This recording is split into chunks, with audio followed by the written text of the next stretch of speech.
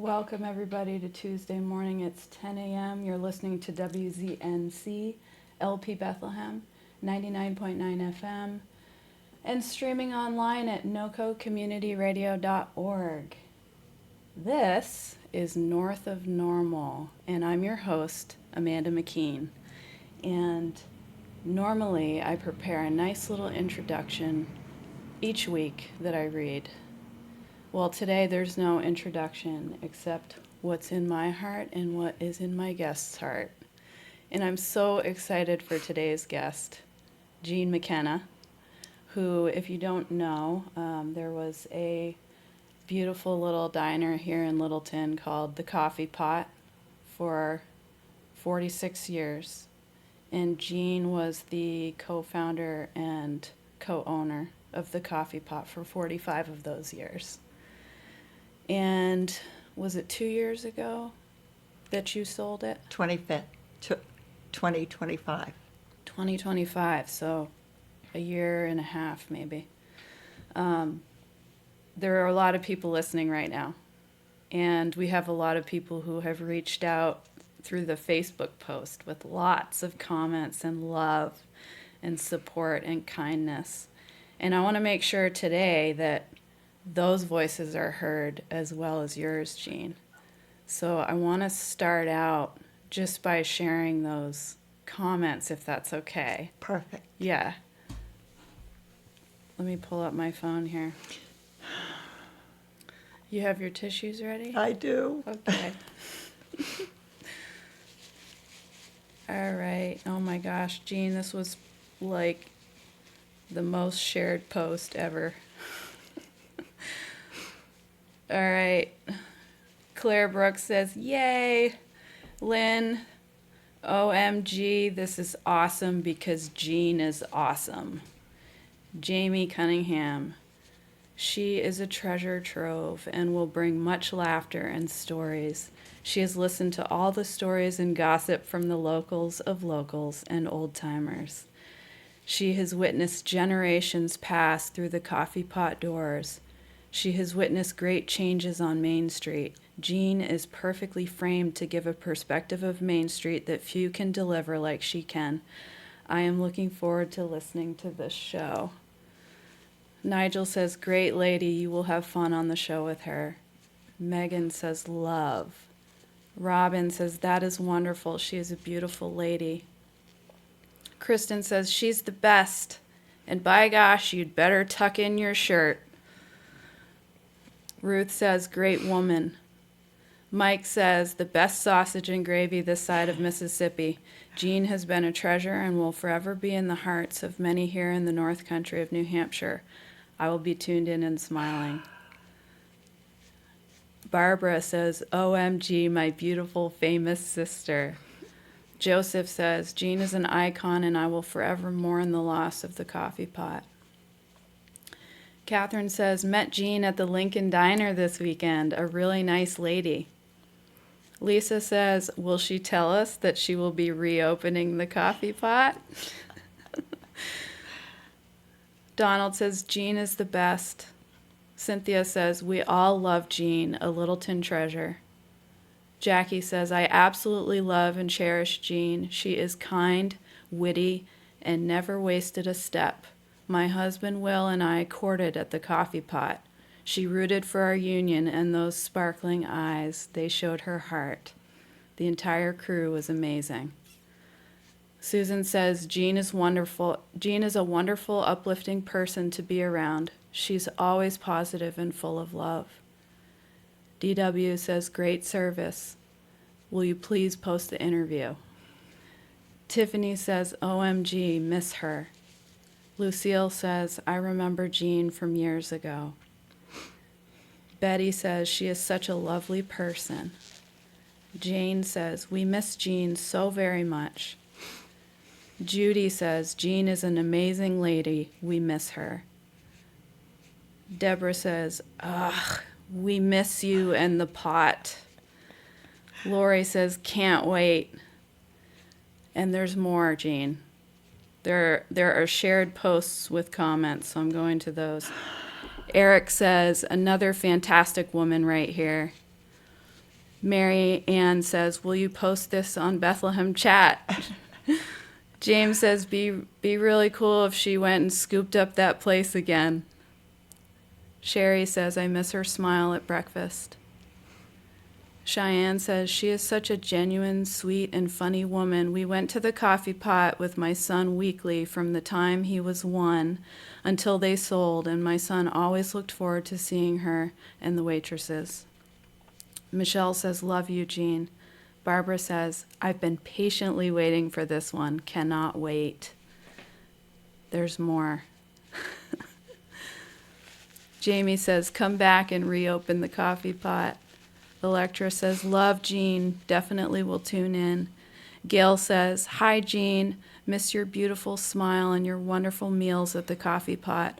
Hopefully you have great news for us, like buying back the place and opening the coffee pot again. Miss you so much. Crystal says, love Jean and miss her at the coffee pot. Donna says, very much missed. Judy says, hi, Jean, you are missed. All right. Lots of love. How are you feeling after hearing all of that? Loved. Yeah. Yeah. I don't know if I have any more room in my heart. Thank you, everyone. Yes. Everyone that commented, liked, shared that post, thank you so much for keeping that love going in the community. It really is amazing to see that happen. I miss them as much as they miss me. Yeah. Okay. So we have an hour, but I have a feeling this might go a little bit over. And in case it does, Jean has already said that she's here for it. I'm so happy about that. Jean, one of the things that I like to start out my episodes with is sharing how we know each other. And we have such a fun story. I mean, I love all of the unique ways that I meet my guests, but yours was really unique because I didn't go looking for you, you know? Do you want to share what you remember? I certainly do. Okay. I happened to have stopped into Barbara's space, the Healthy Rhino, one afternoon. I was on my way to having a haircut, and I had a few minutes to pop in. And I went in and realized that Barb had made her space smaller, and I was asking her questions about it. And she came right around the counter, and she gave me the biggest hug in the world and said how she missed me and wished we were still at the coffee pot. And I hugged her, and of course the tears started, and then I turned and I saw other people that I knew, and I'm hugging them. And I saw a woman, a beautiful woman, standing near the cash register. And I looked at her and didn't know her. And I looked away because I had to finish my hugs and my love and the tears that was streaming down. And I finished speaking, and I turned to this beautiful young woman and said, I don't know you. And she said who she was, and I said, I want to meet you. And I did something else because the next thing was you said to me, I want, and I said yes, before she got all the words out of her mouth. But I think there was a little, I took a wrong turn somewhere. So what I remember, I'll fill in some of those Thank gaps you. for you, yes. So yeah, as soon as you walked in the Healthy Rhino, everybody just kind of surrounded you. You were clearly, then just as much as now, like incredibly loved. And I remember Barbara leaning over to me and saying she was the owner of the coffee pot. And I was like, oh my gosh, it's Jean McKenna. Because I knew of you. And I had written a blog a year ago about the coffee pot closing, which was at the time my most read blog. You know, a lot of people took the time to read that, and you apparently had read it, which I didn't know. But when I introduced myself, you remembered that blog. You remembered that I had written that piece that you read. And you immediately lit up, and we both recognized that we were grateful to meet each other. That's exactly how it happened. You're right. Yes, and so I already knew that there was a story with you, and that the community loved you, and that you needed a place to share. And that's why within 10 minutes of meeting you, I said, I want to ask you a question. And you cut me off and you just said, yes. The answer's yes. Because you knew of the podcast. I did. I think you had listened to Barbara's episode or something. Into the one that you were explaining about the coffee pot. That's the one that I had read. Okay. Explaining about the different ways to leave a business. Yes, and communicate. Yeah. Yeah. And listen. And listen. And I was very impressed of the way you handled it. I took notes, and the very next thing you did was asked me if I would meet you for coffee. Yeah. And I said, yes, yes, I want to. And of course I took notes because I wanted to discuss that. Well, when we got for coffee, you said, we're not doing a question and answer, we're doing an information. I want to know all about you. And I said, okay, let's talk. And everybody knows I'm good at talking. And you were delightful. Just the time was too short. It was. I wanted more time with you. And apparently you remembered that. And you're giving me that time today. Of course. Very pleased. Yes. Well, Jean, when I shared this in a post, I don't know, it was soon after our encounter for coffee.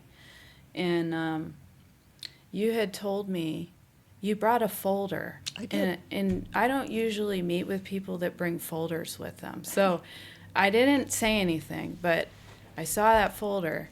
And at one point, you're like, can I ask you something? And I was like, sure. You pull out the folder, and in it, you had pages printed off from my website. And you had printed off one of the photos of myself that I put on my website. And you showed me the photo, you slid it across the table, and you said, why aren't you smiling? Why is your mouth closed? That's what I remember you saying. Why is your mouth closed?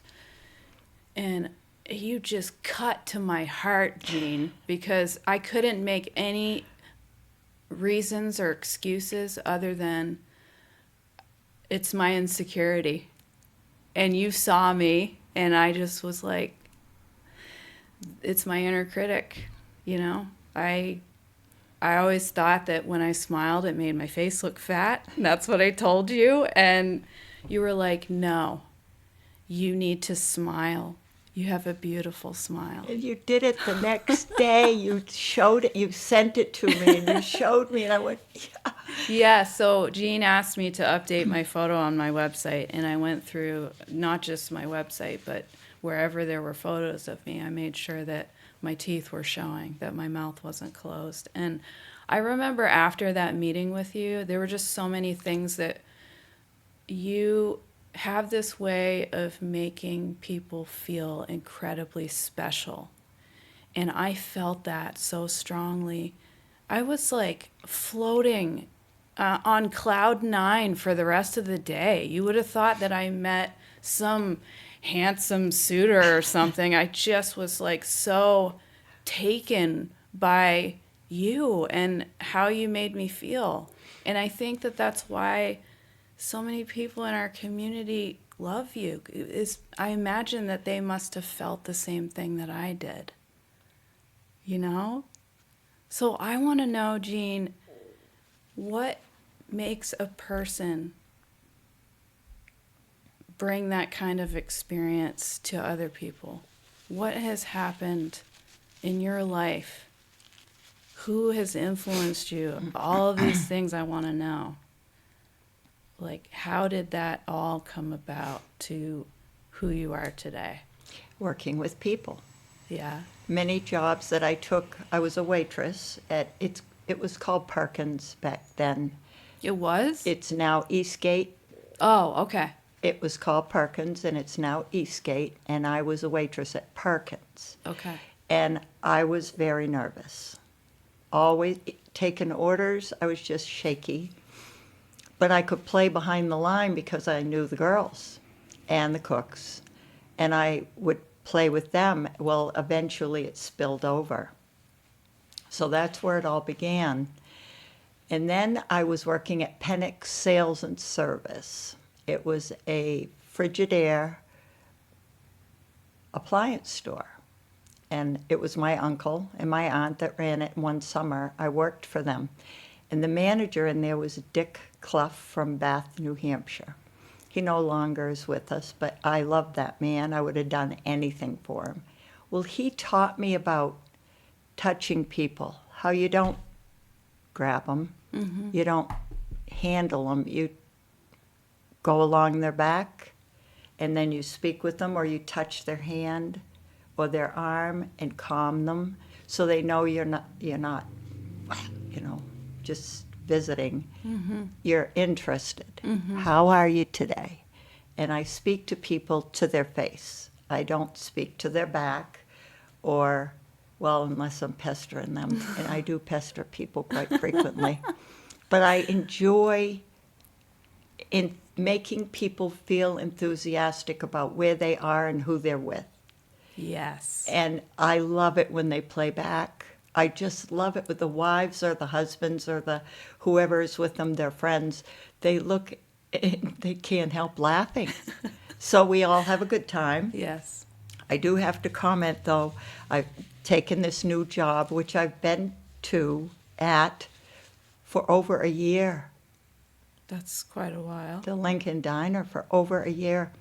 When I first began there, you don't lose your comfortableness. And I was very comfortable with my role. Yeah. And I'm a hostess. So I would tap people's hands or knock them on the shoulder to say, follow me, or something like that. Well, my managers didn't appreciate me hugging my customers, because I do hug if I know them, Yeah. or if I feel they need a hug. And they said, no, you can't touch them. They took me downstairs and told me I couldn't touch their Oh, customers. that must have It did. broke your heart. It did, to the point where I didn't know if I was going to stay there, because that was me. Yeah. Well, not too long later, unfortunately, or fortunately, I should say, I had a party of 9 that I knew every one of them. And we waited on them, and they were great. They were great fun. They had fun. I had fun. I didn't wait them. I was a hostess, but I was near them. Well, when they got ready to leave, they got in a line, and they all hugged me. They all gave me a great big hug Yeah. right in front of my manager. And she just shook her head. She said, I guess that's the way it is. And forever after, I can hug. Oh. That's amazing. It was wonderful to see that they were going to be willing to put up with my antics, If you want to call it that. if they wanted me to stay. Yeah. So over a year, I still don't know how to run the POS system. You know what that is? I do. I'm still, when people order to go, I go, give me a minute, because I have to think about everything. We're learning every single day. They're learning how to treat me, Yeah. and I'm learning their way. Wow. Jean, What?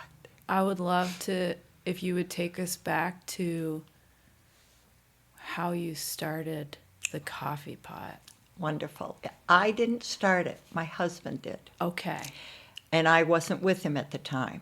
I was Oh. footloose and fancy-free and working in Maine. Okay. So this is back in 1979, 1980.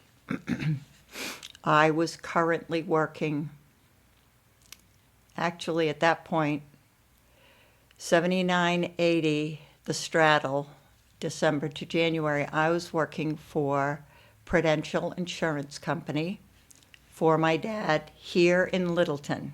He had been with Prudential for about 20 years, and I was a new person coming on. I had been over in Maine at another job and decided I wanted to change, and that was me coming over here. So my husband, in the meantime, not my husband yet, was doing the same thing I was doing. He was coming up from Massachusetts and looking for anything. And he found the coffee pot. And it was called the coffee pot. Okay. And it was for sale. Oh. So he went in January of 1980 and conversed with the man who owned it. And they decided on a price. And in March 3rd, 1980, my husband purchased the coffee pot. Okay. It was a real rough coffee and donut shop, high counter, few stools, Was it in the same spot? same spot, Okay. in that spot. Gotcha. And he took it over in March. Well, at that point, I'd been with Prudential for 3 months and didn't care for the job. The way, I didn't like it. It Okay. wasn't me. Having to drive to different people's homes, and I loved the visiting, but then I'd leave and have to drive to somebody. I didn't care for that. I wanted more. Well, one night in April, I was up to, everyone will know this, Hillwinds, where we used to play, with my sister, Karen, who lived in Bethlehem at the time. We went over to Hillwinds for dinner, and all of a sudden, this other man appeared at our table, and the waiter, who was my sister's boyfriend, said, "This is another guy from down in the area. I told him he should come over and sit with the gals, Karen and I." So he did. Well, he became my future husband. He and I kind of clicked, but in a fun, teasing sort of way. Yeah. But then, at this point, Hillwinds used to have this rubber duck race in the water in April. It was freezing cold. The river runs right by Hillwinds, which I was participating in. And my future husband happened to be there, and we hit it off, Yeah. and away we went. Drank at another bar, decided we were going to see what we could do about communicating more, because I was leaving in another month to get another job over in Maine. Oh, you were going to go back. Mm-hmm. Okay. So we dated for a month, and I left. I thought I'd never see him again. Within a month, probably 2 weeks, I took a job at the Portland School of Art. Is it called Maine School of Art now? I think it was called Portland School of Art then. I became their director of financial aid. Within 2 weeks, my husband was over there visiting and wanted to know when I got off work so that we could spend some more time together. Not my husband yet, still a boyfriend. Uh-huh. It only took 5 months, and we were married. 5 months. 5 months. We knew. That's fast. We just back and forth. We'd go back. Come home here, stay with my folks. He'd be with where he was staying. We'd date. Then I'd go back, and he'd go back to work, and then he'd come over, and he'd, of course, have to stay with me. Where else was he going to stay? And then he would come back, and it was just getting to be crazy. I said, when are we going to, let's do something about this. Can I afford you in Maine, or can you afford me in New Hampshire? What are we doing? He said, I can afford us. I said, okay, when should I give my notice? He said, as soon as you want. I said, September. This was in July that we talked. Okay. I said, September. I want to give him a good notice. And we did it. October 4th, we were married. And you 1980. moved here. In Littleton. That's awesome. I came here. I became the waitress. The waitress. The waitress. Just one. Oh, yeah. He was the owner and only him. So he was doing everything? Everything. But it wasn't set up like it is now. Okay. Or like it was when we owned it. Okay. It was a big, clunky counter that one person could handle. It only served little breakfast sandwiches, donuts. That you just buy and go? Yeah. Okay. Or you could stay, but there wasn't room. Okay. When I came, now this is a cute little story. Cheddar's was called Brooks, back then Brooks Drug Store. Okay. Brooks Drug Store took over Parker Drug Store. Parker's Drug Store was our drug store when we were kids. It had a little luncheonette in the background, and then everything you needed in a pharmacy and in a drugstore. Well, when Brooks Drug bought it, they blocked off that whole area, the whole luncheonette. And my husband got over there and was peeking through the lattice work and noticing there's a counter in there, there's a sink in there, there's a refrigeration unit in there. And he contacted the people that owned Brooks's to see if he could purchase all that equipment in there, stools, Yeah. everything, counters, booths, everything. He purchased it all, and with a friend, redesigned what we were going to have in there, moved all that equipment in, and the Bastion and Blessings fountain that we had, the booths that we had, the counters that we had were all tucked in there real neat, real nice, and that's when it became truly ours. Yeah. It took us from October through December. We were making the changes, but keeping open. When we opened and had the booths and had the counter, we had a full restaurant. People were coming from everywhere. His sister lived in town by that time, came from New Jersey. She made our pies and desserts, homemade. They were awesome. They flew off out of the refrigeration units like crazy. Yeah. Jim would be the only one out back. And you were the only one out front. front. And I was the only one out front. Wow. Yeah, that's how it started. Okay. Is that as far as you'd like to go now? No, Jean, it is okay, you want to go further. We eventually realized that we needed more help out front and out back, so we hired a young man to do dishes for us. And he was a relative of Jim's from years and years ago. His name is John Smith, and it's his true name. Okay. And I went to school with him and his brothers and sisters. Okay. So he became our boy Friday. Like, he'd do the dishes, he'd help Jim out, he'd run the trash down, he'd help clean. Yeah. He was awesome. Well, I finally needed somebody else out front, and we were going with no slips. We weren't writing anything down. We were just doing verbal. It got crazy.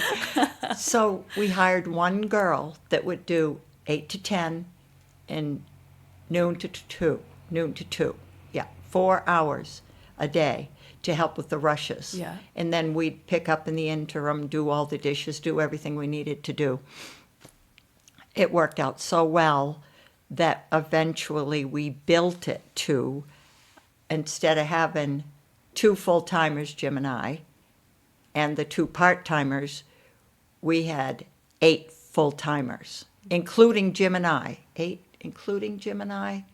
No, 8, then Jim and I. Oh, my goodness. That's a big jump. It took time. We Yeah. worked it out so that we knew what hours we should be because we worked there all the time together.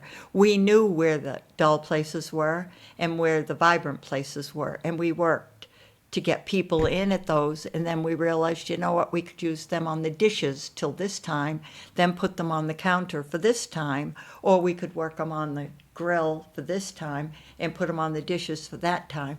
So we learned how to go in and out and play the different positions until we had a steady 8-person plus Jim and I. Yeah. How do you remember feeling around that time? I felt lost most of the time, like I was behind all the time. I I had to learn how to take the canisters of soda. Remember they used to have the big, they looked like a bomb. Those canisters with the hooches. I don't think I'm familiar with those. Okay, well nowadays they do bags that you slip in, you Yeah, click them in, and yeah. you close the unit. Well, we had hookups to the fountain for the soda, and you had to click them. I had an impression on the heel of each hand for when I had to push down to get the thing off, and it took me forever to get the strength together to get that thing off because we had to change over tanks. And we had to get milk, the 5-gallon milk containers. I think I only did that for a week, and I said, you know what, that one's too heavy for me. I Yeah. just can't do it. Yeah. But we did that, the double-sided they were containers, and they had a plastic bag on the inside with a hose. Those things were very heavy, but we'd have 2 of those. Working our way towards our goal of working only 5 days a week, each of us, him and I, having a day off together included in that, and working every weekend. That's how we started. Okay. When we had a full complement, because we wanted to make sure those weekends kept going and going because they were our most profitable. Yeah. Well, eventually, didn't matter what day of the week you worked, it was all profitable. It always working towards our common concerns. We had locals come in and paint the place night times so that it wouldn't interrupt our service. We had floors put in nighttime so it wouldn't interrupt ours. We wanted to play to the people. We wanted to give the people what they wanted. And they wanted a little place like that where they could wait for a few minutes and then get a table or something, a seat. It grew to the point where the lines were incredible outside. I don't There know were if, lines outside? oh, right up around the corner. Wow. And on Sundays, we would, when we finally got weekends off, Jim and I would join the line. They'd say, "Go in. Why don't you go in?" We said, "No, we're part of the we want to be served. Yes. We don't want to be noted as, oh, there go the owners. They're going to take the next booth." Yeah. So we'd stay there and talk the line. Nice. They loved it. I bet. And we loved it because Yeah. we got to know them double. I waitressed for them, and then I would talk with them outside. That was mostly after COVID that happened. Once COVID hit and they told me, I know I can tell you this because I told the newspaper and they printed it. The day COVID hit Littleton, I was waiting table. I was the only waitress in there with the cook. And the health officer for the town of Littleton came in at 7 a.m. and told me I had to close. I said, "Why?" He said, "You can't have the people coming in here anymore." I said, "What do you mean?" He says, "COVID." And I said, "Where are they going to eat? Who's going to serve them coffee? Isn't there something, gloves, mask?" "No, you got to close." Oh. He said, "If you don't close, I'm calling the state police." Oh. He knew me. And he's telling me he's going to call the state police on me. Threatening you. So I said, okay. And one of my customers stayed there with me while he was in there. I used to always encounter people that wanted to challenge me. My cooks or my dishwasher would always come out. Excuse me. And stand behind me to let them know that she wasn't here alone. And this isn't just her, this is us. Where do you find people like that? In Littleton. Yeah. They would back me up, even if they didn't know what the conversation was about. My people were there for me. I used to call them my kids, because except for one, they were always younger than I. The one was a man that worked for us for 17 years. Wow. And we loved him. He was always there. He was like us, you always show up. Yeah. So, COVID, 3 months, closed doors. When you even went out on the sidewalk, you had to wear a mask Yes. to talk to somebody. Yeah. Well, myself and my cook, not my husband, but my cook, would come in every 4 days a week, and we would do some job. And we'd just work together. He'd feed me, because there was still tons of food in here. And we'd eat, and we'd talk about what we were going to do next, like we did the hallway down to the downstairs.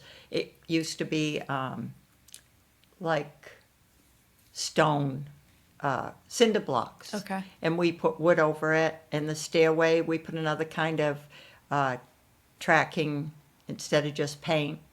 We put the little tiles that go on the stairs. We painted floors. We did all kinds of things. That 4 days a week was enough. Okay. When COVID was over and we finally were able to put our sign up, because we'd put a sign up almost weekly and say, not yet, but we're looking at, and I'd put another week. Okay. And not yet, but we're looking at, and I'd put another Yeah. week. And then I'd put an upside down, not a smiley face, but a frown, and say, not yet, they're not letting me yet. Well, 3 months of that, people were just, they wanted us to open. Yeah. So when we finally could,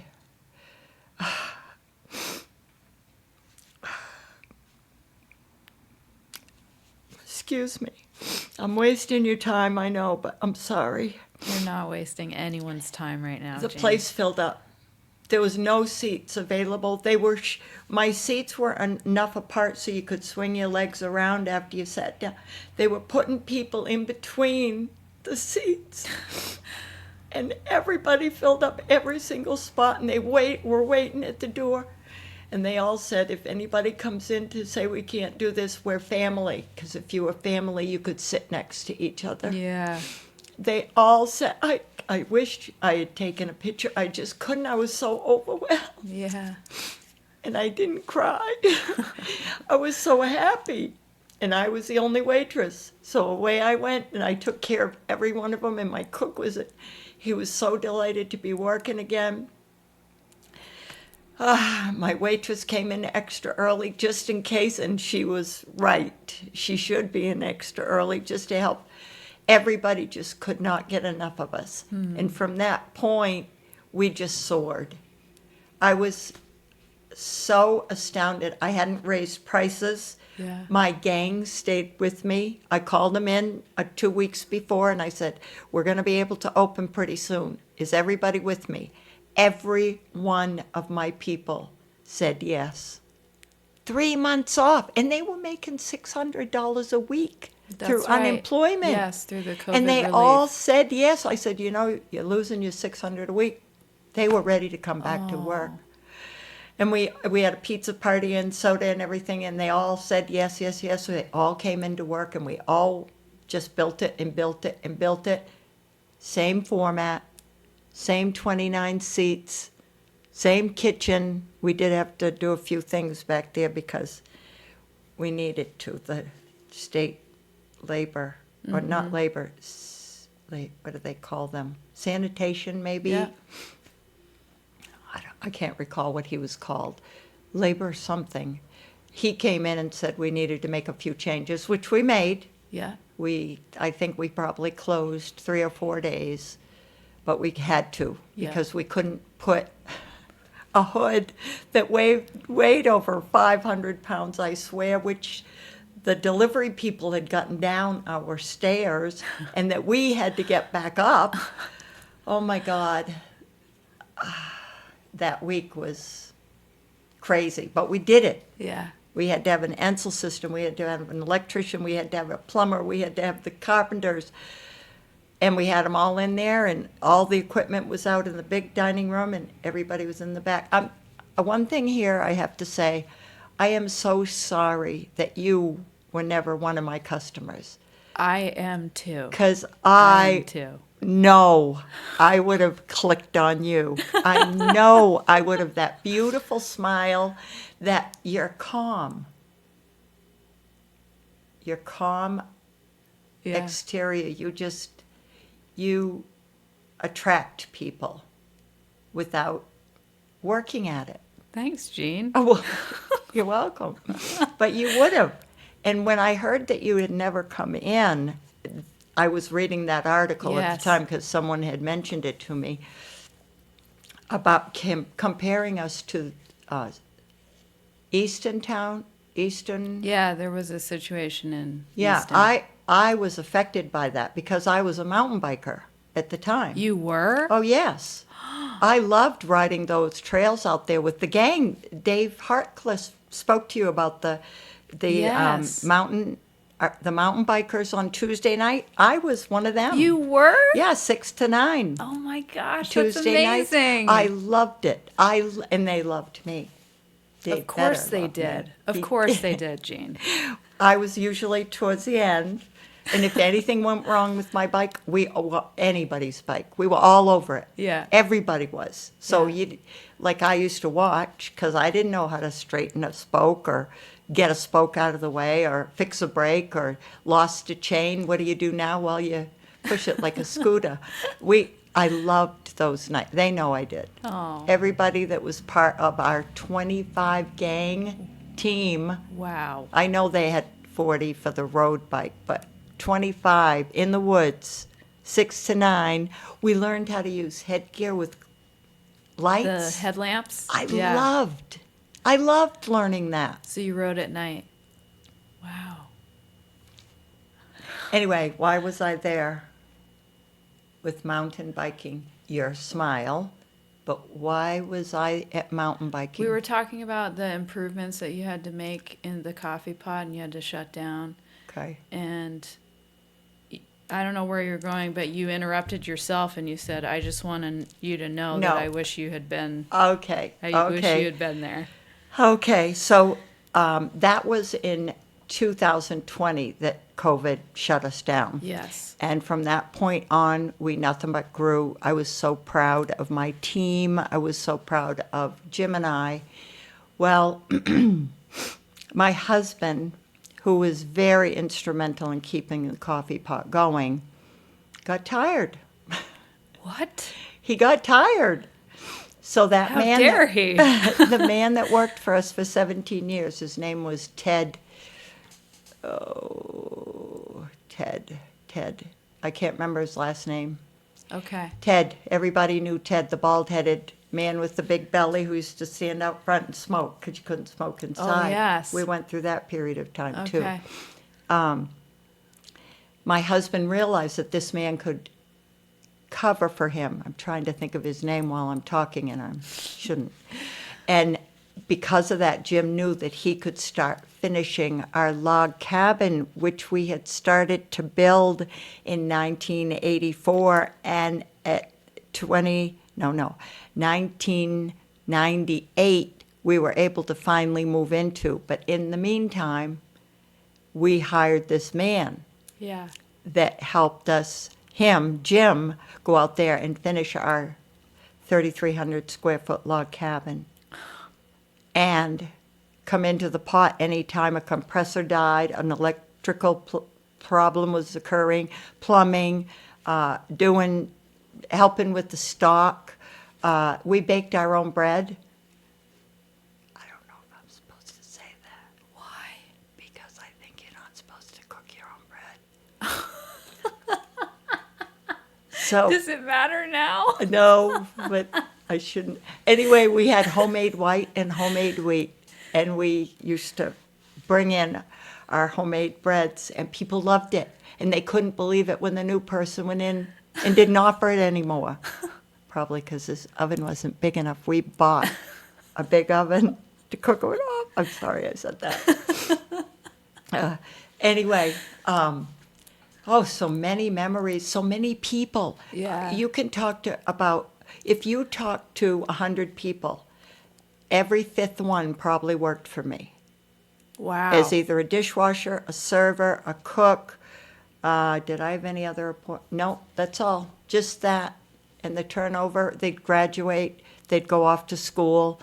They wouldn't come back because they developed a career and they went on, but they came back to eat. Yes. And they'd bring their children. I had 3 to 4 generations. And of course I knew the town because I was born and raised here. Yes, you are a true local. And knew the people that were coming in. And that was a blessing. And I could remember their names a lot better than I do now. That was one thing you told me when we had coffee, was that it was really important to you to remember people's names. That's correct. And I could, if I didn't catch it real quick when they walked through the door, within 15 minutes, and I would visit with them, and I wouldn't use their name yet, and then it would come, my mind Rolodex, it would come, and I'd go over and use their name. Nice. So before they left, they heard me call them Mary, Pete, Fred, Tina, whoever, Amanda. Yes. And it worked really well they just loved that, and they loved that over at the Lincoln Diner. If I remember even if I don't remember him, there was a man that came in and he looked me up on the internet, and he found a picture of me doing one of my promotions for Veronica Yeah. at the, what's her The name? Glad Shop? Glad Shop. Yeah. One of her promotions, she came in and she took a video of me and put it on the air, and this man found it. And he said, "This is you." And I said, "Yes, it is." He says, "I used to take Jim's seat." Jim liked to sit closest to the kitchen so he could talk to the cooks. Yeah. And I said, "Yeah, I didn't know him, but I do now." And he eats at the Lincoln Diner. You got people following you down there? That's amazing. A lot of women love to come down and visit with me. I try to have time for everybody. I try to go over and talk with them at least 3 times Yeah. before they leave, so they know I love them still. Yeah. And I do get my hugs from them still. And I love that. But I wish I was still at the coffee pot. So you mentioned that Jim was starting to get tired and that the log cabin was needing to be finished. Important. So he finished the log cabin, but he still helped out at the coffee pot by Okay. coming in and doing anything we needed him to do, but not working the line.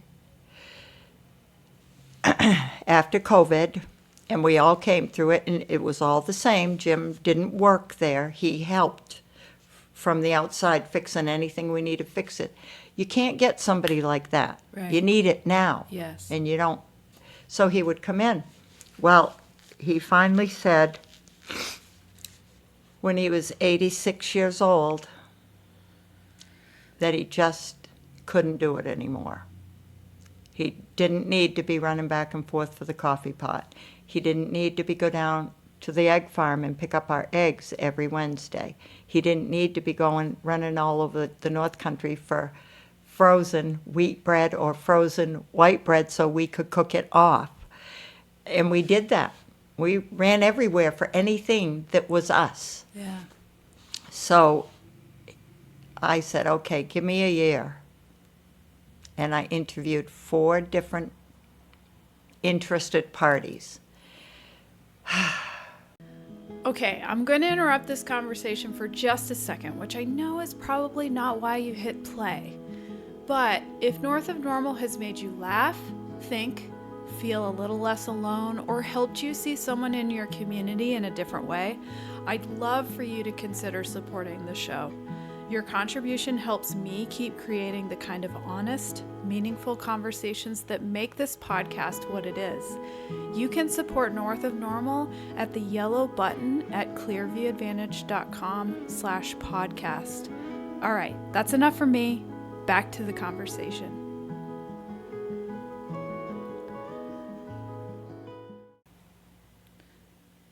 During that year, when you were coming to terms with Jim not wanting to be there anymore. yes, and having someone else take over, were you planning on still being there? Like working there? If they wanted me. Okay. The way the new owner approached it was, if you want to be here. That's how he phrased it. And I knew him then. and I didn't think I could work with him Yeah. because I would want my way and he would want his way, and I didn't think I could change. And they were different. Oh, yeah, Yeah. yeah. He approached things a little different than I did. I didn't know it really until he got there. But when I saw how he was working the coffee pot, it wasn't mine anymore. Yeah. And I had to get that through my thick skull. But that's another reason why I wanted to get, I'm sorry, I'm missing my flow. I should have already mentioned that when Jim and I, finally decided we were going to sell it to them, I asked him not to mention it to anyone yet, that I wanted to tell my help. But I wasn't going to tell him until I was very close to not being here. I didn't want my tears Yeah. towards the end, and I felt it. I knew what we were going to do, Yeah. and I couldn't tell my people, and I'm including the people that were our customers. I couldn't stand there and tell them without crying, Yeah. and I didn't. I didn't let them know until after we were gone that we were leaving, and this guy's taking over tomorrow. And my customers were heartbroken. And they did exactly what I thought they would. They hugged me and I cried. And I couldn't have done that. Yeah. I couldn't and didn't. And then I read your article. And it said I shoulda and could have. But I couldn't. And work, I couldn't work with tears in my eyes. I couldn't think with tears in my eyes. But they all still love me. And they do. show me that. They do. They show me. They come down, whether they're going home to Massachusetts or Connecticut or Rhode Island, they come in on their way down, or they come in on their way up. And I tell them I'm there 8 to 2 if you catch me. And a lot of them do. Oh, my word. Jean, I don't think I ever was... I don't think at that point I was paying attention to what was happening here locally when the coffee pot got sold.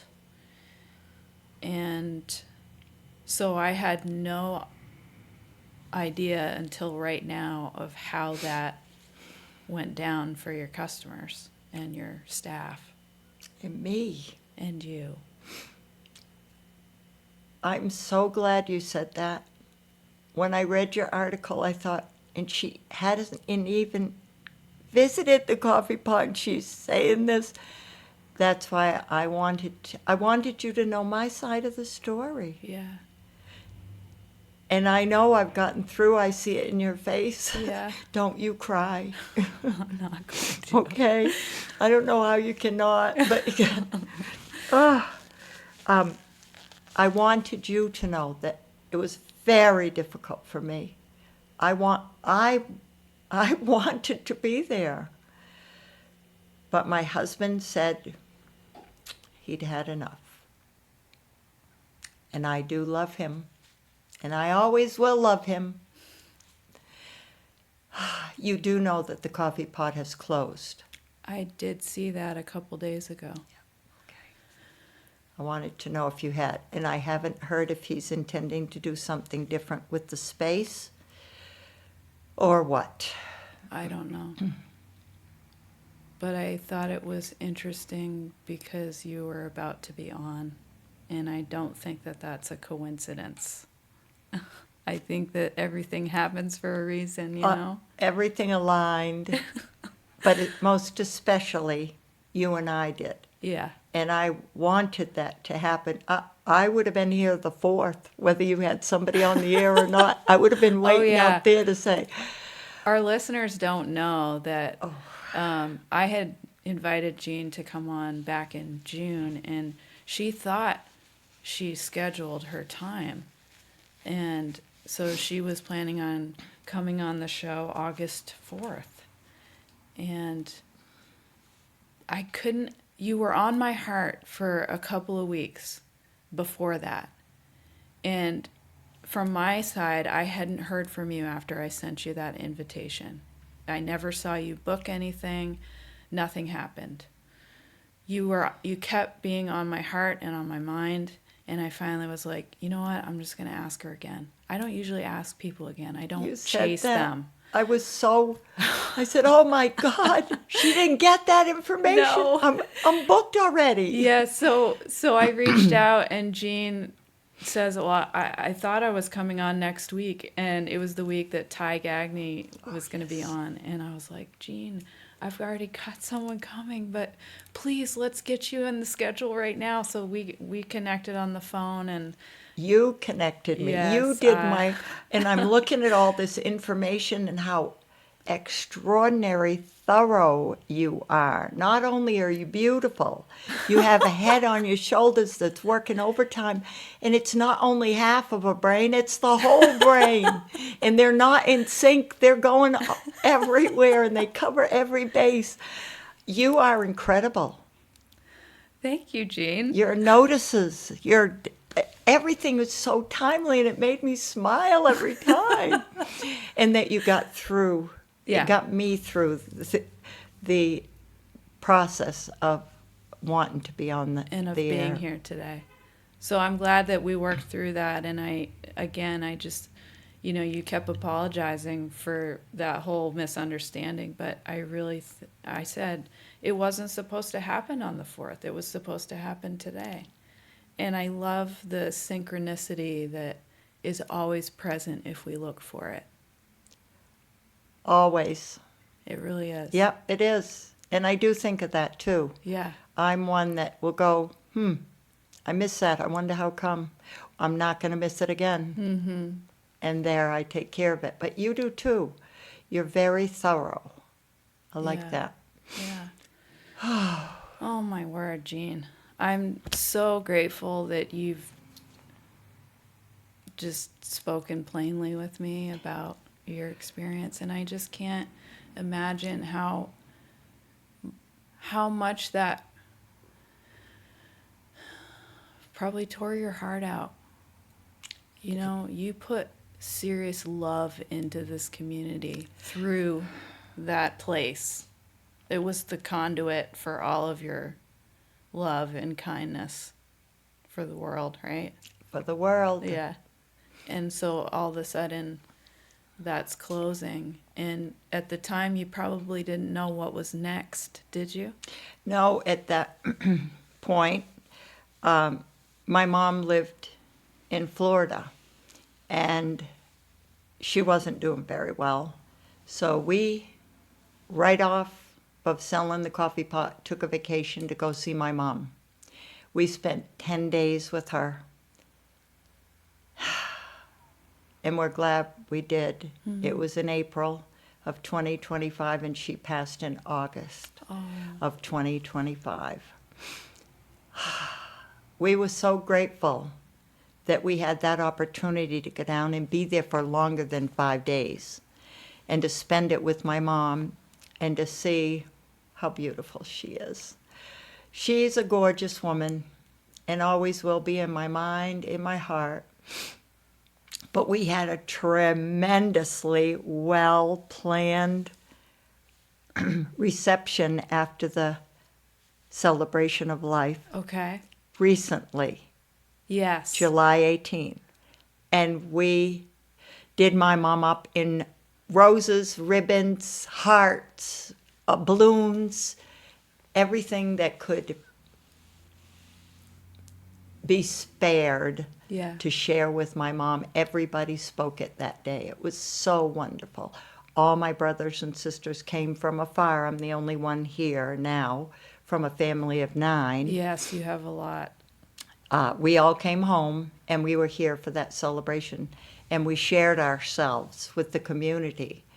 by going to the Dutch treat. Oh. And they opened the doors for us, and we poured in. It was great. It was wonderful. That was another reason why we were grateful we could sell it and thought we had sold it to somebody who would represent us like we had represented. We wanted the town to know it was common ground. But we got to see my mom.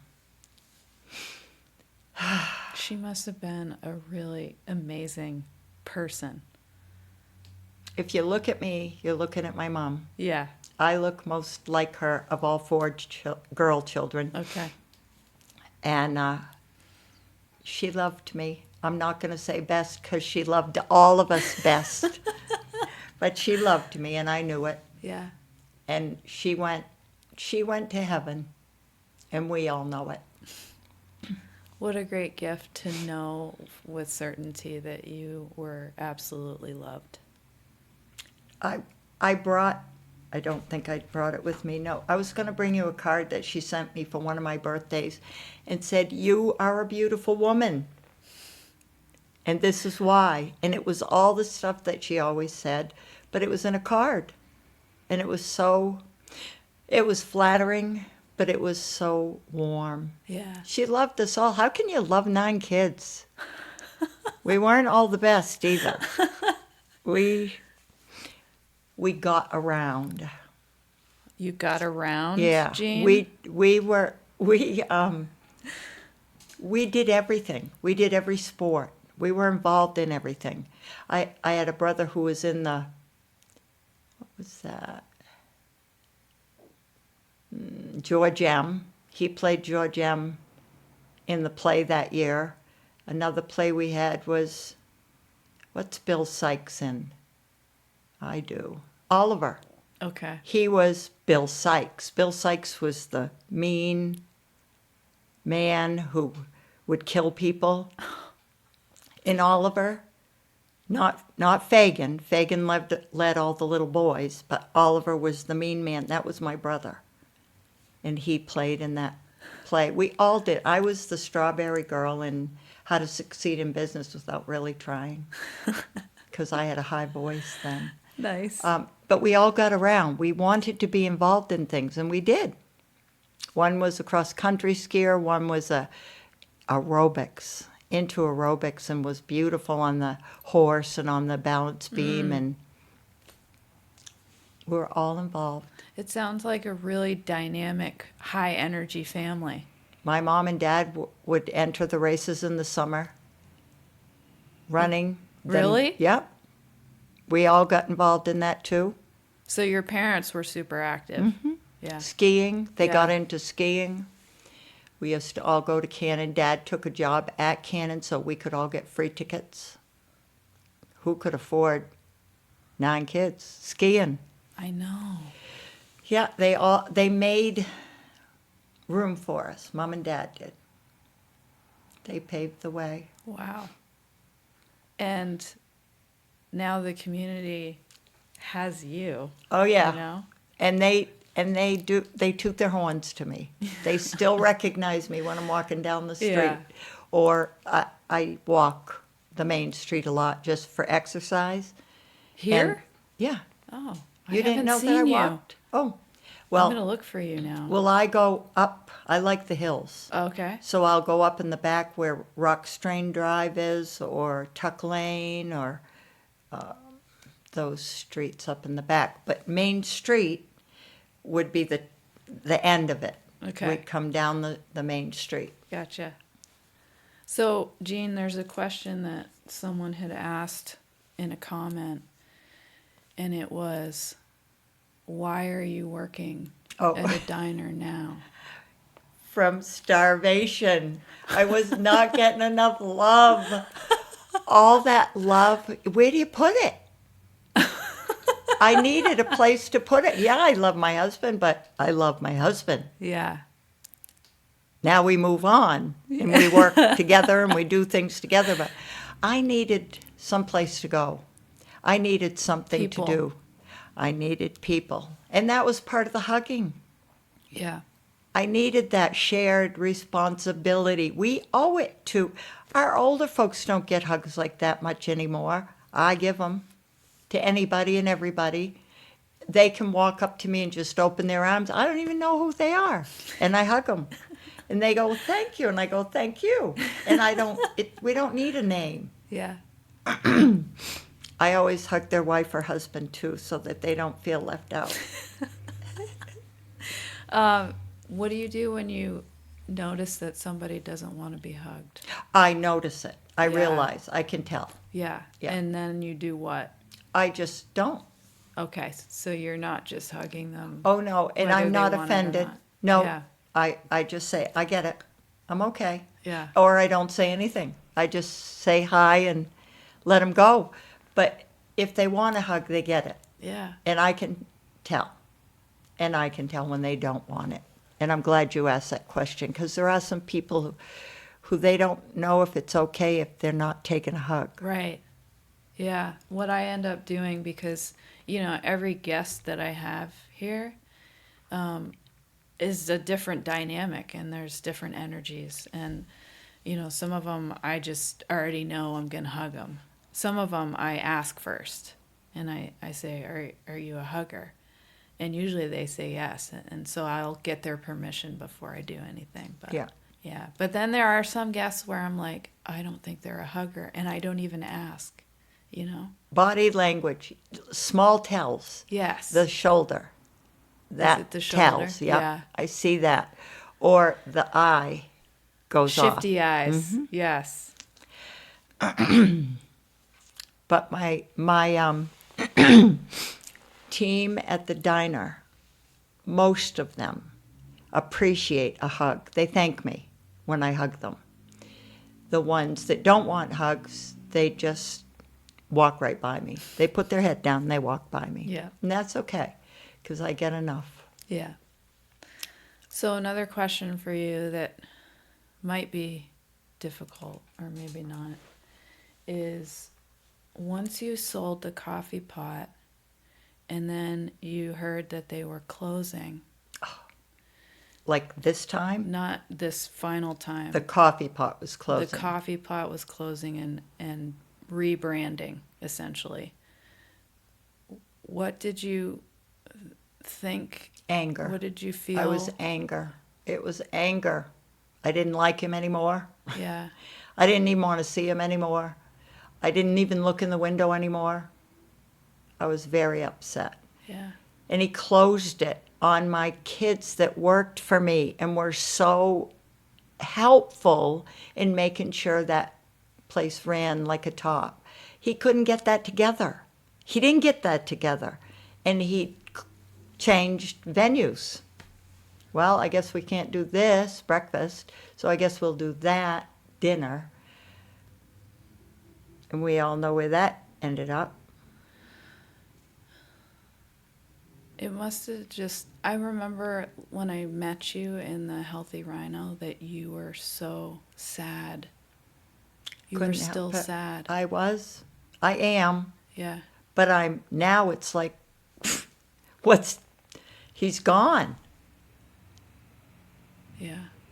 And it's too bad, because he showed me a different side. He was upbeat, loving, cared. I saw it before he bought it. Before he did tell me one time, he said, I want to be like you. I want to be upbeat. I want to be involved. I want to. It's hard when you think you have a read on someone and then it isn't accurate. I so mistook him for something he totally wasn't. Has that ever happened to you before? Let's hold on. I can tell you that, I think. Probably a waitress or two. Yeah. I have a hard time if I don't care for somebody. Mm-hmm. A real hard time. So they're not part of my life, other than a hi or passing. Mm-hmm. No, I would never go like that to them. If I ever hugged them and they came to me, I'd hug them. Mm-hmm. But if I don't like somebody, they know I don't like them. Yeah. Why waste your time Agreed. if you gave it? If I gave my time to somebody, and typically anybody we hired, I let them know I liked them. And I worked with them. And I needed to see it returned. Yeah. And if it wasn't ever returned,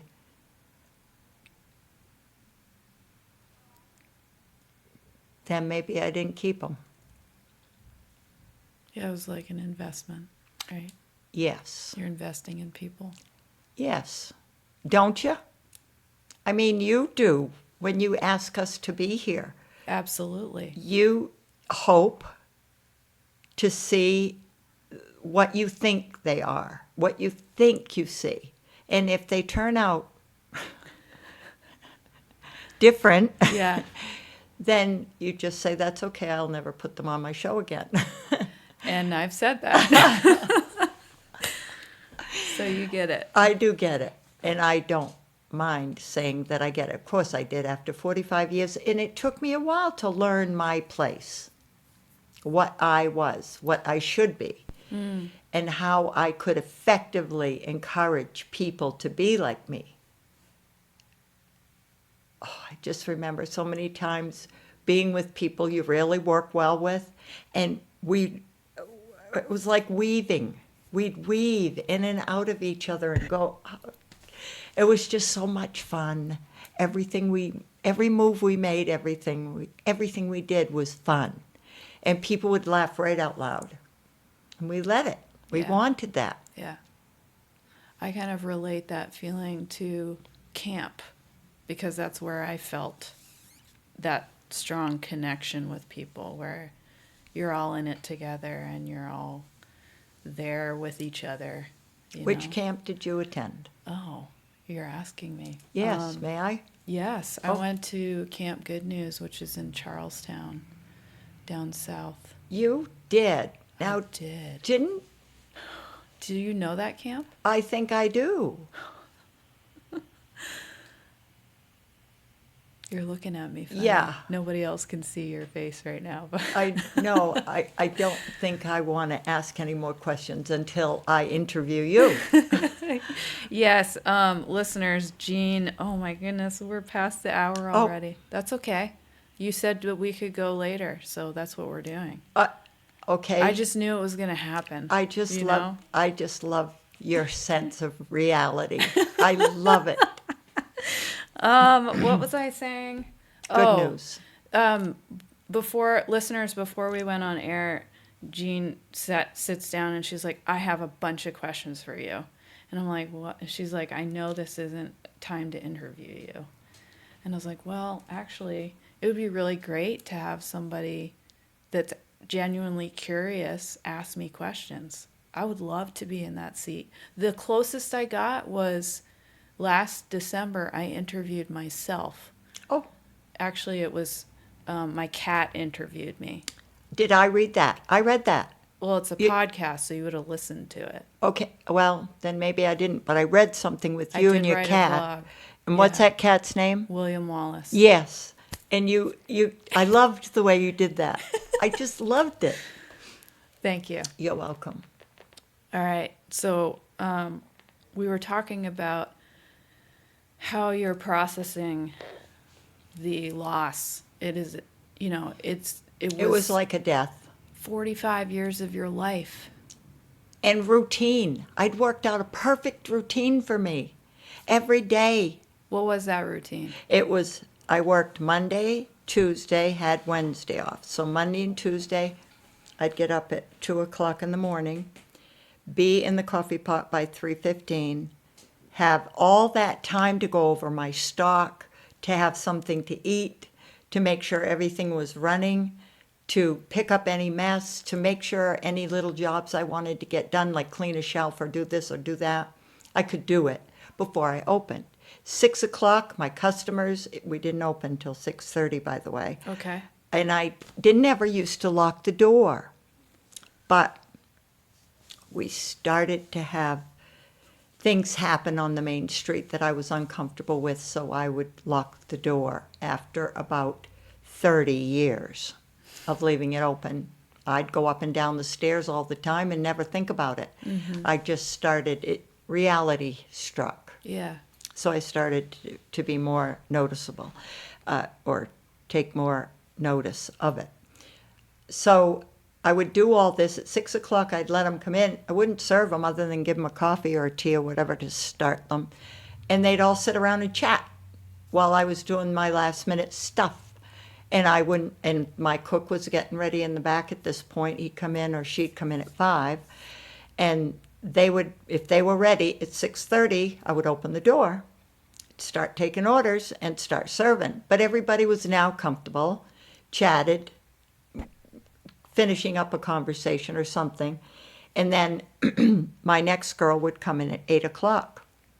So 2 of us were on 8 till the end of the day. Another one would come in and break that. But 2 of us would be on, and at 10, this was after COVID, that it was 10 o'clock, I would leave, because I used to leave at 11:30. But when COVID started, we started closing at 2 instead of 4, meaning somebody got cut hours. Well, I took the hit because I wanted my kids to stay. I Yes, didn't of want to course. lose them. So 10 o'clock I would leave. I would go home, eat my lunch, take a nap for 2 hours, come back, cash up, and walk. Go for an hour walk. Go home, watch a program with my husband, say goodnight, go to bed. That was my... What did you like to watch? Back then, Criminal Minds. Oh, nice. Love them. Wow. There were 3 different programs like that. There was Jim liked Blue Bloods, so Yeah. I liked Criminal Minds. He liked Blue Bloods. I liked 2 others, and I can't remember what the names of them are because Jim doesn't like them, so I don't watch them anymore. Okay. Now we watch Matlock, Nice. Andy Griffith. Griffith. Yes. I love Andy Griffith. Hour-long shows. Yeah. And Jim loves it. So Good. we both sit there and watch that. Yeah. And then I go to bed. If I can't watch it, I don't calm down. It's like he's thorough. He starts at the beginning. He takes you through this windy, God knows where way, and then he ends up prosecuting somebody. And I love it. He finishes. Yeah. Ta-da. Yes. So, It's not like a never-ending soap opera. right. Yes. And that's, I believe, what we like now. Jim now likes to watch Expedition X. I don't know that one. Okay, it's awesome. The guy's name is Joshua, and he is great. He talks about various things that happened way back when, and he takes another route to find out the answer to whatever it is. It's old, and anyway, try to watch it sometime. I will. I'm not very good at explaining the I'll go check television it out. programs. Thank you. What did I want to say? Oh, you said you wanted to know my schedule. That was 4 days a week I did that. And it was Monday, Tuesday. I had always had Wednesday off. I always would work Thursday and Friday when this all started, and have Saturday and Sunday off.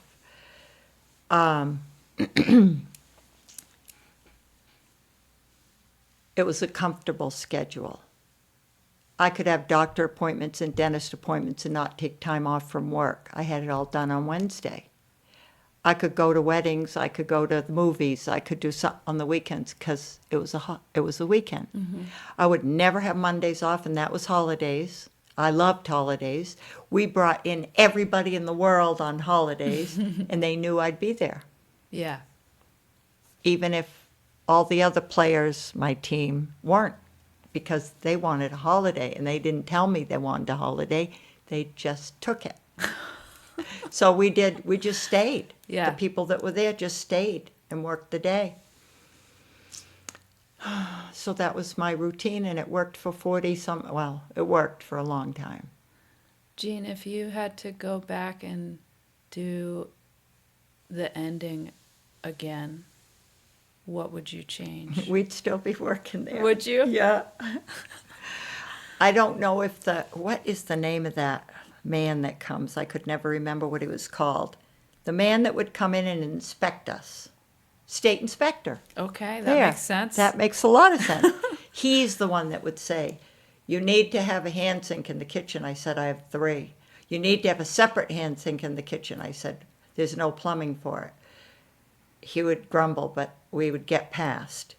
You need to fix this out here. I said, but these work. He said, well, you need to make that work. Okay, so we get that done. Then there'd be something else downstairs. Oh, our faucets used to be the kind that you turned them on and then they'd shut off by themselves. Mm-hmm. They didn't like that. They wanted us to have turn on, leave on. Well, you know how many people like to leave the water on when they leave. Oh, no. So we'd always have to check the faucets. But we'd do it.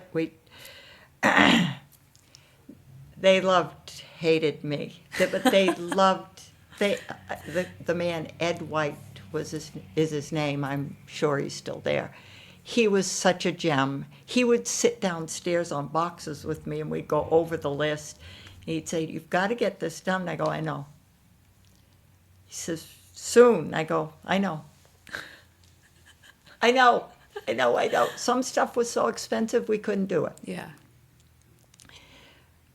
But I loved that job.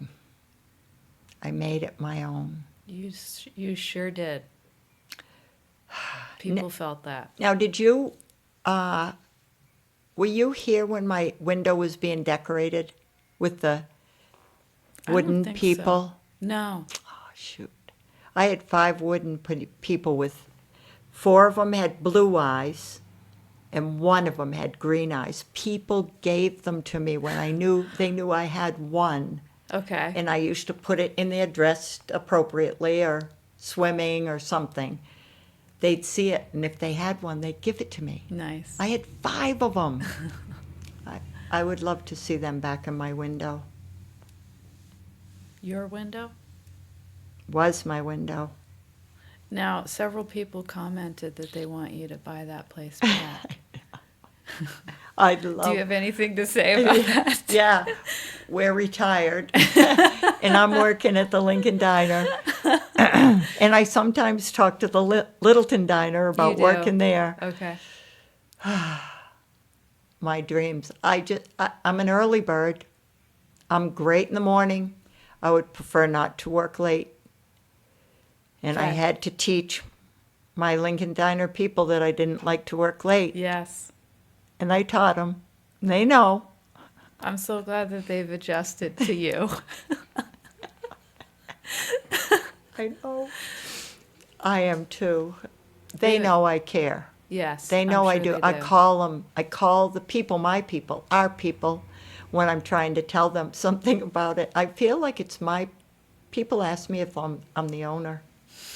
You probably carry that type of aura about you, right? It's the only one I got. Yeah. But I'm enjoying my stay there. It's very hard. It's not an easy job. And I like to say that the job here, my coffee pot, was an easy job. But it was hard. It's just my body took it. Mm-hmm. Down there, my body fights it. Mm. But I'm okay. I'm doing it. Yeah. How is Jim with retirement? He loves it. Does he? He retired, but he still helped me in '97. He did all the side work for us, so he still worked it. When he tried to retire from doing a lot of the jobs, I did have other people help us, and some of the people that worked for us do the job instead of him. But he still just didn't like to have to do it. Mm-hmm. He likes it a lot better on his own schedule. On his own schedule. On his own schedule. I don't blame him. I like having my own schedule too. Yeah. I don't know what else to say about that. That's okay. Okay. I'm glad he's enjoying his retirement. That's important. He gave a lot of time, a big chunk of his life to The coffee pot. My goodness, yeah. And he bought it. Yes. And he saw me, and he knew that I could help him. And he took me into his life. So glad he did. And we have a beautiful son. You do? Yeah, he's 38. Okay. That's what he tells me, I think. 38. He was born in 88. When we had Spencer, the whole town knew it. It was on the radio. Everybody knew Jean had Spencer fun, and in her house. And that wasn't as common then as it is now, right? Right. Did you get any criticism about that? No, my gynecologist just said, "Are you going to be okay?" And I said, "Of course I am. I'm Jean McKenna. I'm going to be fine." And my midwife was a friend of mine. She was wonderful. Everything was perfect. 8 pounds, 21 inches. That's a big baby. Spencer McKenna. Spencer McKenna. A big baby. He's a big baby now. He's a big baby now. I love him to death. Oh, man. Jean, I think we should wrap things up unless you have certain things that you want everyone to know that you haven't shared yet. May I review my notes just in case? Absolutely. Thank you.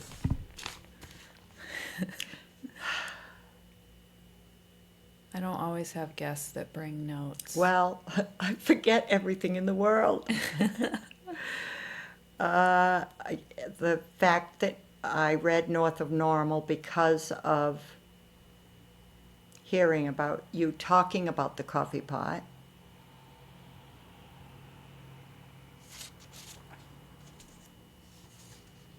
Oh, you got 3 pages. Well, it's because you made me answer questions, and I I had to have a separate piece of paper that had what I wanted to type in to the email I was sending you. So that has all those little questions and the answers to it. And then I wanted you to know that Jim and I felt once we owned the coffee pot and we're running it, that our goal was to be connected to this town. And we were part of the Chamber of Commerce. We were part of, and I loved that, the bike shop. I was going to mention that even before I read David's, or saw, I should say, his pod. We loved competitiveness. We loved Nautilus. Did you know we had a Nautilus No.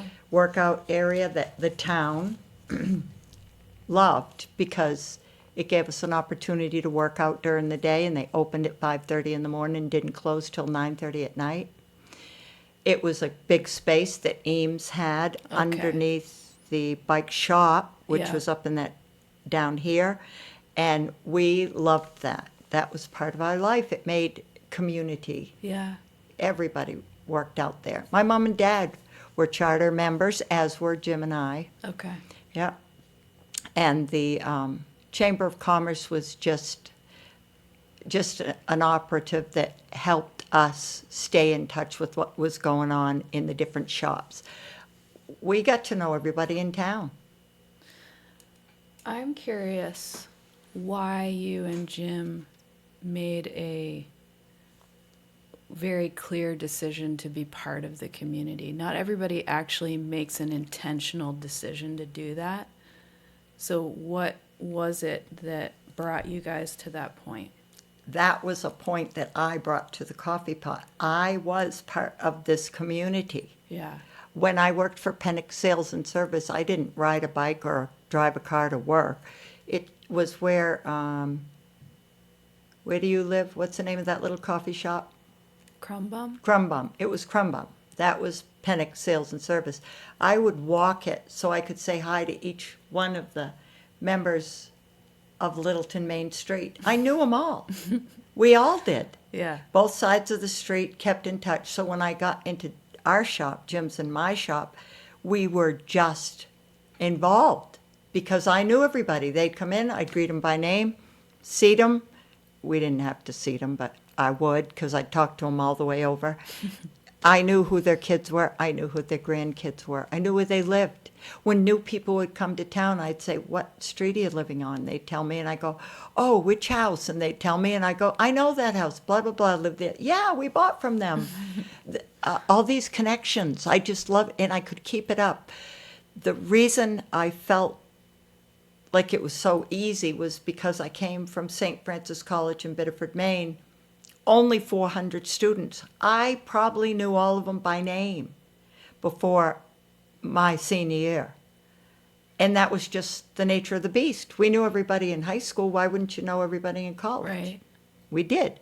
So I brought that with me. And I'm so glad I did because it got Jim to know everybody. And Jim loves to talk. And Jim knew he could sit with anybody. He Yeah. could come out of the kitchen, slide in with anybody, talk about anything. Yeah. And he loved it. Yeah. And he still does. But he doesn't have that opportunity anymore. If somebody we know buys it, then we can go in again. Okay. We'll And- have to, And we will. maybe we do like a fundraiser. Oh. Then the town owns it, and then we just all are owners. Wouldn't that be Like something? a co-op. The coffee pot co-op, Co-op. version.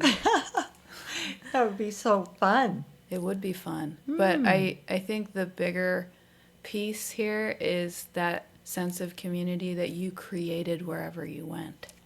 And I think about how our society is leaning lately, and it feels absent of community, which is one of the reasons why I created this podcast, because I know it's here, I just wanted it to be visible so that people understood how to connect.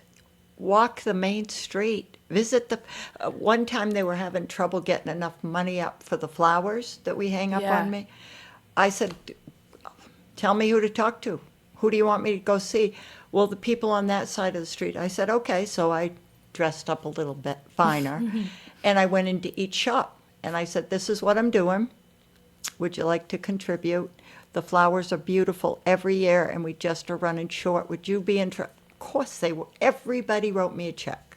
And I visited. I didn't just say, this is what I'm here for. I went in and I said, I haven't been in here for a while. I'm so glad to see you. I'll say, like, the man at the jewelry store, I can never remember how to say his name, T something, and his beautiful wife. I'd go in and I'd go, how come I can never remember your name? So she'd tell me what the names are, and then we'd chat. Then I'd tell them why I was in there. Yeah. Everybody that I went to. We had enough money for the flowers then, and now I think they've tagged it on to something else so that it's always funded. Yeah. That's think they important. I love being on the main street. I love seeing people and talking to them. People and the shop owners. I involve the shop owners. Jean, we need to get you back in Littleton. Yes. Would you say yes? Oh, yeah. Okay. I would love to be back in Littleton. They've got to realize that I have a few things that I need to have to make my life happy. But if whoever, Early morning and early out, and early out, and needs to be able to hug people. I gotta have that. Yes. Gotta. I think we can make that work, right, listeners? Isn't that fun? So I love it. fun. Yes, I love it too. And I love that you said yes to being here today. Oh. I love that you said, would you? Yes. Would. I almost think you didn't even get the you out. I think you said would, and I said yes. Yes. It was so. You knew. I did. Well, you did. You did also. I think you said, when I was hugging Barb, I glanced over at you because I didn't know you. And I think you were smiling like you are now. Yeah. And I said, ooh, I wonder who that is. Yeah. And then she told me, I think Barb told me, And I said, I wanted to talk to you. I wanted to talk to you anyway because of that other, what do you call those? Blogs. Blog. Yes. I get my blogs and my pods and my, I don't know how to say them. That POS system, do you know how long it took me to learn how to say POS? It's a cash register. Yeah. But yikes, and Yes. it scares me. And I make a mistake every day. And the managers look at me and they go, how come you don't know this? I said, I don't know. I don't know. I don't know what I did. I don't know. Well, I'm glad that there's grace and understanding there, you know? Me too. Because we're all just humans and we all make mistakes, and that's what makes us connect with each other, Yeah. honestly. is Yeah, that- interested in each other. Yes. Or should be. Yeah. So thank you for being here, and thank you, Jean, for answering questions today, not just for me, but for everybody who's listening. I think that was really important that people here can hear from you, you know. I know you're not really on Facebook, so it's like the time right now for you to connect with all of these people who love you so much and who appreciate you and everything that you've done for them and for this town and our communities.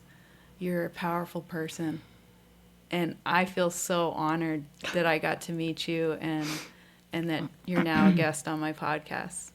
Thank you. Thank you for listening. You're welcome.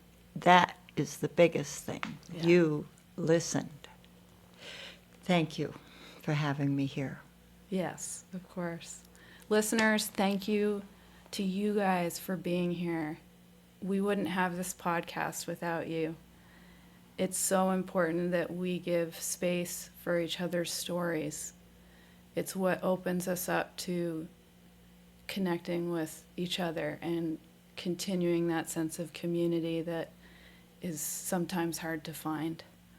So thank you for being here with us, and thank you for following along with North of Normal. If this is your first time listening, we don't normally go this long. The episodes are usually about an hour, and there are about 50 conversations at this point. We're in season 2, and so many people to listen to and learn from and pay attention to. Thank you guys for being here. Thank you for listening to Jean today. And if you feel something from this episode, please make sure you reach out to Jean. You can also reach out to me. My email is amanda@clearviewadvantage.com. And you are tuned in to WZNC LP Bethlehem, North Country Community Radio, 99.9 FM. And we stream online at nococommunityradio.org.